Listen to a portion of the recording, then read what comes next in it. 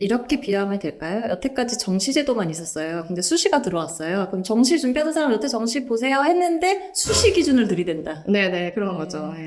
논술도 보라고 하고. 갑자기. 네. 네, 여러분 제로에너지바입니다. 지난 시간에 이어서 우리 해상풍력에 관한 이야기 이어갈 건데요. 지난주에 우리가 그 해상풍력 특별법, 이게 굉장히 좋은 취지임에도 불구하고 그 안에 좀 부족한 내용들이 있다. 크게 이제 경과 조치에 관한 부분, 그리고 전력 개통, 그리고 산업에 대한 좀 내용이 좀 부족하다. 이런 이제 지적이 있었는데요. 그거를 이제 구체적으로 좀 알아보겠습니다. 경과 조치 일단 어떻게 되어 있는지부터 말씀드려야 될 것 같은데요. 네, 여기서 참고로 이거 귀 쫑긋해야 되거든요. 네, 복잡한 내용이기 때문에 네. 네, 잘 들어주시면 좋겠습니다. 네. 먼저 산업부에서는 발전사업 허가를 받기 전에 이제 풍향 계측기를 꽂고 이제 네. 풍향 데이터를 취득을 해야 돼요. 네. 그래서 약 1년 정도를 모아서 발전사업 허가를 신청하게 되어 있는데 네. 이 계측기만 설치한 사업자는 기존 사업자로 보고 있지 않아요. 왜냐하면 아까도 네. 말씀드렸지만 이 해상풍력 사업이 굉장히 복잡하고 긴 프로세스인데 네. 여기에서 계측기를 설치한다는 거는 정말 극히 초반의 단계에 불과하거든요. 그래서 이거만 꽂은 사업자를 기존 사업자로 보기는 어렵다라고 해서 이런 사업자들은 정부에서 풍원 계측기를 이제 매수를 하고 다만 이 매도를 한 사업자들에 대해서는 이분들이 나중에 발전지구에서 사업자 선정하는 경매제도가 있거든요. 네네네. 여기에 참여를 하실 때 약간 우대를 해드리겠다 이런 입장을 보이고 있습니다. 네. 그리고 발전사업 허가를 획득하고 그 이상의 인허가 단계를 진행하고 있는 이런 사업자들이 이제 기존 사업자라고 불리는데요. 네. 그래서 이 기존 사업자들에 대해서 어떻게 특별법에서 되어 있냐면 하던 사업은 그대로 하시라. 그리고 정부에서 이 계획 입지를 할 때 계획 입지에 이름이 두 개가 있거든요. 네. 처음에 예비 지구를 지정을 하고 예비 지구에서 조금 더 자격 조건을 갖춘 지구들을 발전 지구라고 해요. 네. 그래서 이런 예비 지구 발전 지구를 지정을 할 때 네. 기존 사업자들의 발전 지역은 아예 배제를 하겠다. 아예 다 빼주겠다. 그러니 그냥 하던 사업을 하시라라고 얘기를 하고 있어요. 그래서 여기까지만 보면 아무 문제가 없죠. 네. 네, 되게 좋아 보이는데 네. 여기에 단서 조항이 하나 붙는데요. 이 기존 사업자들이 발전사업 허가 이후로 다른 인허가들을 쭉 받아야 되잖아요. 네. 환경영향 평가도 있고 뭐 해상교통 안전진단 이런 것도 있고 굉장히 여러 개 있는데 이 인허가를 받을 때 해상풍력발전위원회의 검토를 받게 해놨어요. 해상풍력발전위원회 검토. 네. 그럼 도대체 이 검토가 뭐냐라고 해서 특별법을 살펴보니 이게 곧 예비지구와 발전지구의 지정 요건인 거예요. 그러니까 사실상 기존 사업자들에게 기존에 하던 대로 사업하세요라고 말은 했지만 알고 보니 특별법에서 규정하는 이 조건들을 지켜야 되는 것이죠. 그러니까 어떻게 보면 법을 소급 적용하는 셈이죠. 이렇게 비하면 될까요? 여태까지 정시제도만 있었어요. 근데 수시가 들어왔어요. 그럼 정시 준비하는 사람 여태 정시 보세요 했는데 수시 기준을 들이댄다. 네네, 그런 거죠. 네. 논술도 보라고 하고. 네. 눈갈 가움이네요. 네, 그래서 과연 이게 특별법이라는 게 해상풍력 보급 촉진하려고 한 거 아니었어? 라고 이제 반발이 이제 생겼죠. 그래서 기존 사업자들이 원하는 경우에는 예비지구의 편입을 신청할 수 있도록 이렇게 또 만들어줘요. 그러니까 새로 열린 판에 들어오려면 들어오세요. 네. 예비지구를 거쳐서 발전지구 지정이 된다고 말씀을 드렸잖아요. 네. 근데 이 발전지구에서 그럼 누가 사업할 것이냐? 요거는 경매제도에 의해서 사업자를 선정을 해요. 네. 그래서 아직 경매제도 세부 설계사항은 다 시행령에 지금 위임이 되어 있어서 정확하게 지금 구체적인 내용을 알 수는 없지만 지금 우리나라에서 계속 시행해왔던 여러 가지 경매제도들이 있어요. 뭐 태양광 사업자 선정제도라든지 뭐 보정가격계약 경쟁입찰 제도라든지 이런 경매제도를 쭉 살펴보시면 거의 비슷비슷하거든요. 네. 그러니까 제도는 여러 개지만 사실상 어떤 사업자를 선정하는지 기준에 대해서는 대동소이해요. 그래서 이 발전지구에서 열리는 경매에서도 비슷한 경매제도가 도입되지 않을까라고 이제 예측을 하고 있는데 경매제도를 통해서 낙찰을 받아야 되는 거죠. 네. 사업자가. 네. 그래서 기존 사업자가 예비지구에 편입 신청을 해서 확정이 되잖아요. 그럼 발전사업 허가를 반납해야 되는 거예요. 아, 다시 시작하는 네. 거가? 왜냐하면 이 경매에서 이긴 사람은 사업할 수 있는 허가권 네. 그리고 보통 이제 입찰 가를 써내거든요.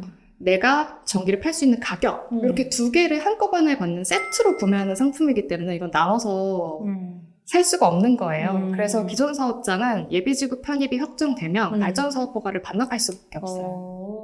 굉장히 리스크가 그러면 큰 거죠. 안쓰러우려겠죠. 네, 네. 그래서 또 반발이 있었죠. 네. 그럼 이게 무슨 우대냐. 네. 기존사업자가 만약에 예비지구 신청했다가 네. 낙찰에 실패하면 발전사업 허가까지 날리게 네. 되는 리스크를 안게 되지 않냐라는 지적이 또 있어서 네.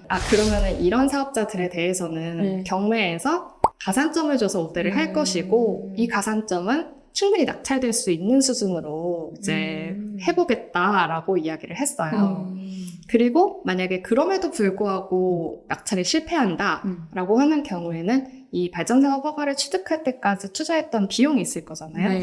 즉 매몰 비용이라고 할 수가 네. 있겠는데 이 매몰 비용을 그 해당 지구에서 낙찰받은 사업자들이 지불하도록 하겠다라고 입장을 밝히고 있습니다. 낙찰이 될 정도 수준의 가산점을 주기로 했는데도 안 됐다라고 하면 그 사업자가 그냥 경쟁력이 없는 거 아니에요? 그렇게 볼 수 있죠. 네. 네, 그럼에도 불구하고 달래려고 그런 건가요? 그렇기 때문에 굉장히 불합리한 제도라고 판단이 되는데요. 네. 이게 두 가지 문제로 저는 구분을 했는데 네. 첫 번째로는 말씀하신 것처럼 가산점을 부여해서 이 사람을 어차피 붙여줄 거면 이거 왜 하냐라는 의문이 생기는 거죠. 네네.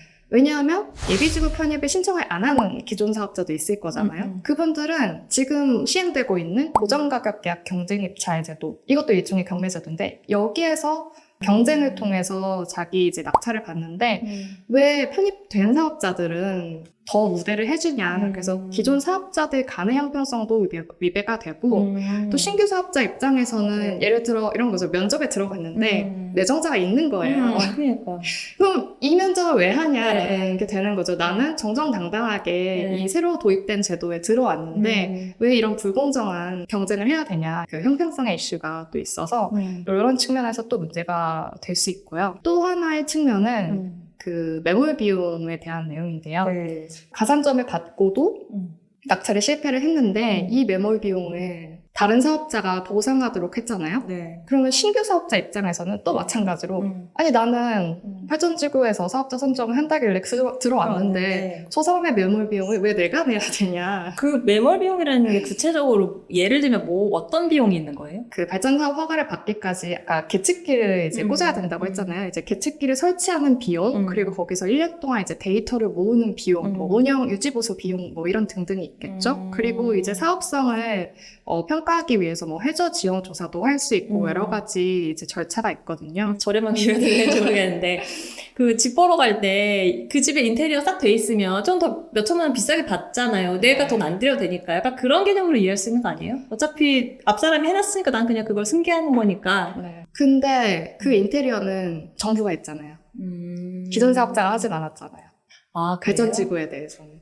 그 기존 사업자가 들인 비용이라고 하면 네. 여기에 풍항이 어떻게 되는지 뭐 해저 지반이 어떻게 되어 있는지 내가 사업하기 위해서 내가 획득한 데이터, 내가 지불한 비용인 거지 사실은 신규 사업자가 하려면 또 새로운 실행 계획을 또 써야 되거든요. 또 해야 돼요? 네. 아. 물론 이제 네. 그 차원이 조금 다르기는 해요. 그거는 이제 발전사업 허가를 위한 거였고 발전지구에서 사업자로 선정을 받으면 실행계획을 내야 되는데 이 실행계획은 실제로 이 발전단지를 내가 어떻게 발전기는 몇 메가와트짜리를 몇 개를 꽂아서 할 거고 뭐 선을 어떻게 연결할 거고 이런 내용이기 때문에 좀 차원이 다르기는 하지만 어쨌든 이 기존 사업자가 지불한 비용이 신규 사업자랑은 크게 관련이 없는 거예요. 네. 내용이 좀 다르다. 네. 그대로 그냥 이어서 어차피 절차를 밟아야 될 거를 그냥 앞사람 했으니까 이어받고 이런 차원이 네. 아니다. 아, 네, 알겠습니다. 그래서 이런 내용들을 종합해보면 경과 조치가 기존 사업자에게도 신규 사업자에게도 좋은 게 아니기 때문에 특히 기존 사업자는 오히려 셈법이 더 복잡해지게 돼요. 이걸 내가 그러면 예비지구 신청을 해야 되나 말아야 되나 네. 어떤 확률이 있지 이것도 검토를 해야 되기 때문에 오히려 최적 전략을 선택하기 위해서 지금 이러지도 저러지도 못하고 있는 이런 상황이 발생을 하게 되고요. 그래서 이거는 깔끔하게 기존 사업자는 이미 허가 다 받았고 했으니 신규 사업자 분리해서 제도를 적용해야 한다 이렇게 생각을 하고 있습니다. 아예 따로 가자라는 거죠? 네, 기존 사업자들은 기존의 법체계 하에서 가고 신규 사업자는 새로 지정되는 예비지구 발전지구에서 사업을 하도록 이렇게 하는 게 좋을 것 같습니다. 네.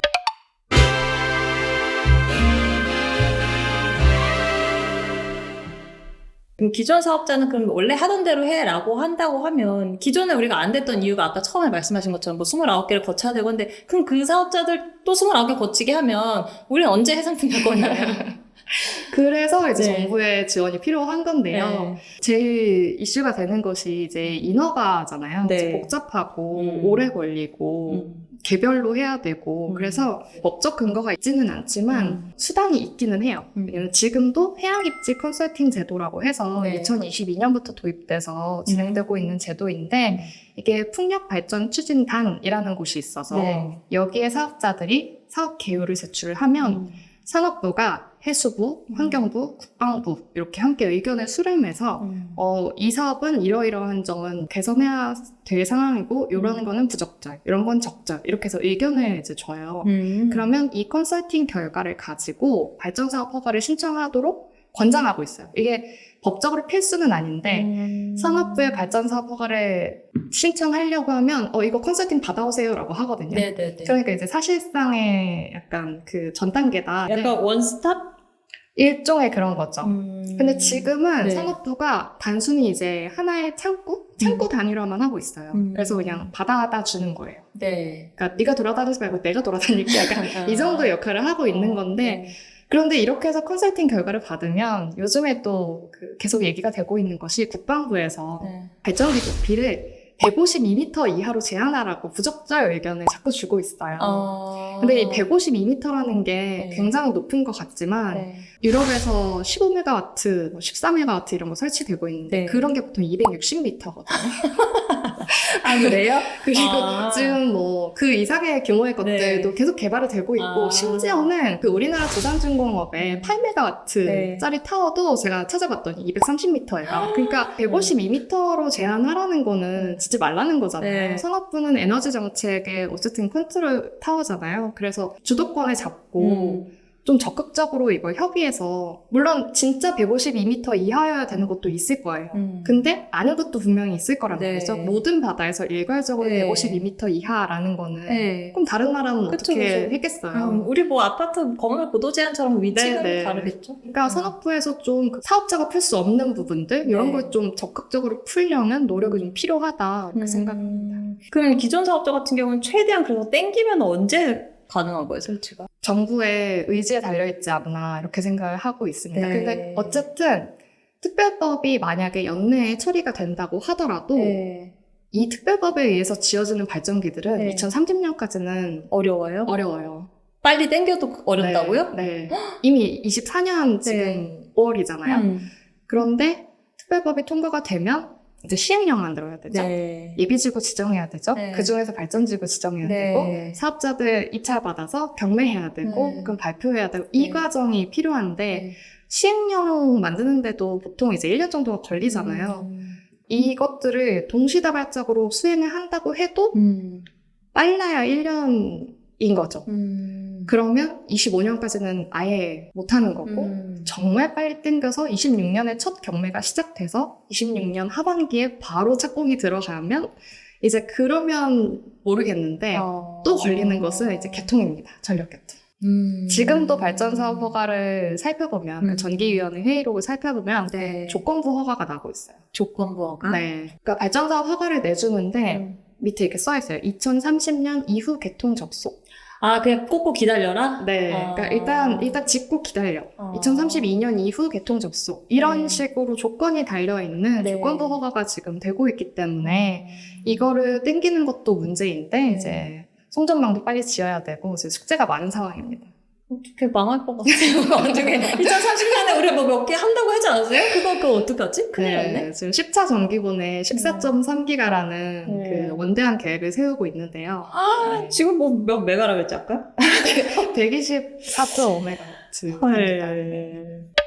그래서 이제 이어서 아까 뭐 전력계통, 뭐 경매 이런 것도 지금 우리 특별법에서 약간 취약하다 이런 말씀 좀 네. 일부에서 하셨는데 그 이야기도 좀 이어서 해주세요. 네, 그 전력계통은 말씀드린 것처럼 이제 계획입지 제도를 하려면 이제 필수적으로 들어가야 되는 건데 법안을 보면은 예비지구의 지정 요건, 예비지구가 지정되고 나면 이제 정부에서 기본 설계안이라는 걸 막 수립을 해야 돼요. 그래서 이 지구에서 우리가 뭐 규모를 어느 정도로 해줄 거고 이런 것들에 대한 기본적인 설계를 수립해야 되는데 그 포함시켜야 되는 항목으로 전력계통 연계 방안이 써 있기는 해요. 네. 그런데 연계 방안이라고 네. 하면 정말 방법만 있으면 되냐, 네. 아니면 정말 접속이 보장이 되어야 하냐, 아니면 지금 발전 사업허가 조건부허가 나는 것처럼 몇 년도에 연결할 거예요 정도로만 이게 되는 거냐. 근데 그 연계 방안을 사업자가 써내요? 아니요, 이제 정부에서 하는 거예요. 정부에서? 네. 그래서 정부에서 써내더라도 이게 진짜 연결되는 거 맞아?에 대한 보장이 없는 거죠, 지금은. 그래서 그런 부분이 좀 확실하게 특별법에 명기가 되어 있어야 되는 게 아닌가라는 생각이 들고,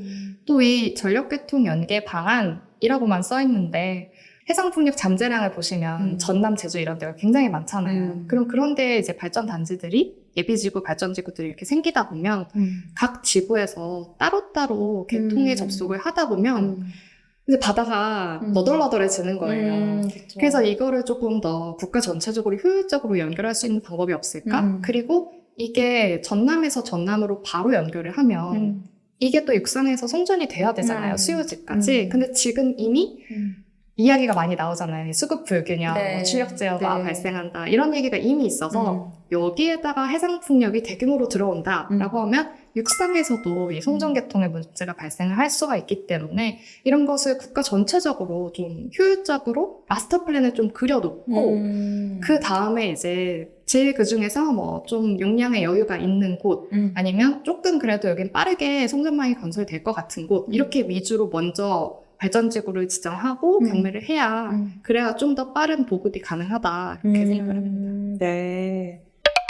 그리고 뭐 산업화? 뭐 이런 얘기 다뤘잖아요. 그 산업 육성에 대한 내용이 없지는 않아요. 특별법에.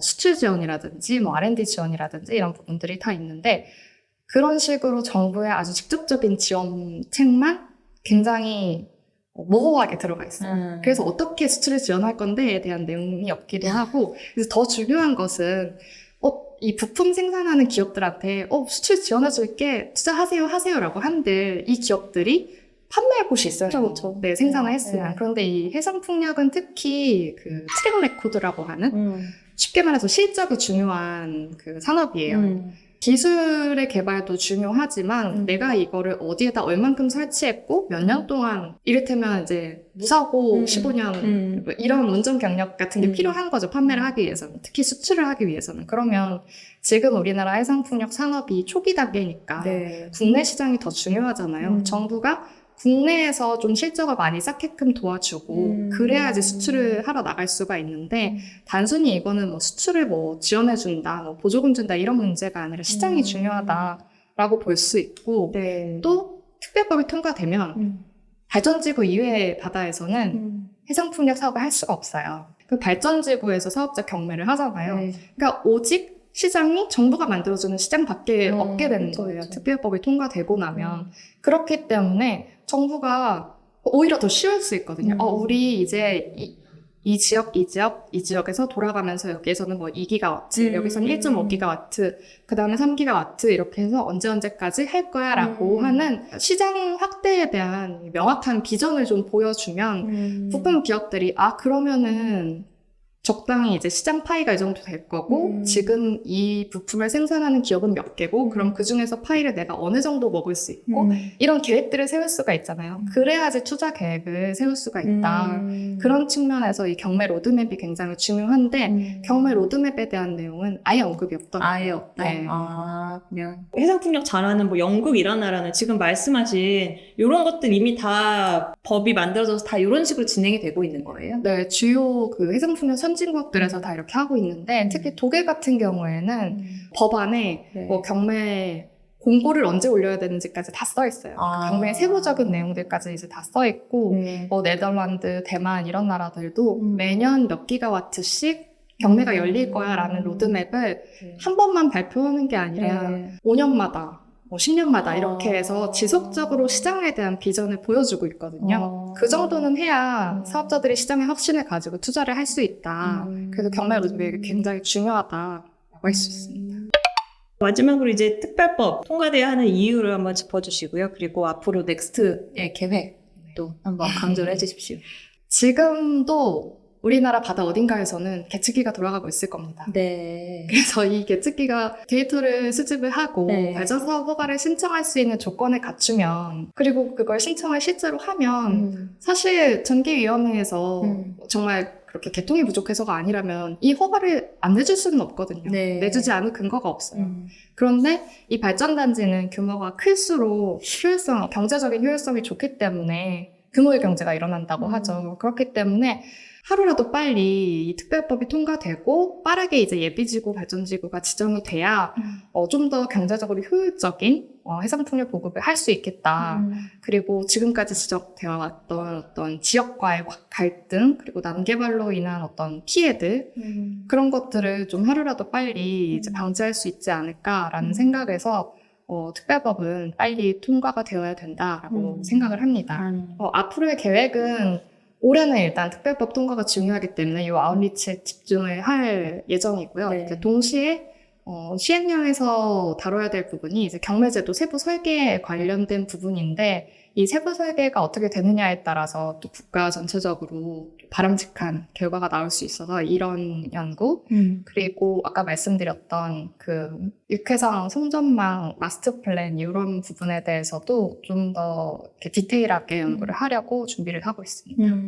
네. 이런 내용도 또 되게 중요한데 또 외적인 요인들도 있잖아요. 이거랑 또 뭐 고준위 폐기물이 엮여서 네. 또 막 이럴까봐 또 걱정이네요. 그죠? 네, 그러게요. 또 여야가 없다고 하니까 네. 진짜 여유 없는지 한번 두고 볼게요. 한번 지켜보도록 하겠습니다. 네, 그럼 여기까지 해서 제로에너지바 마치겠습니다. 감사합니다.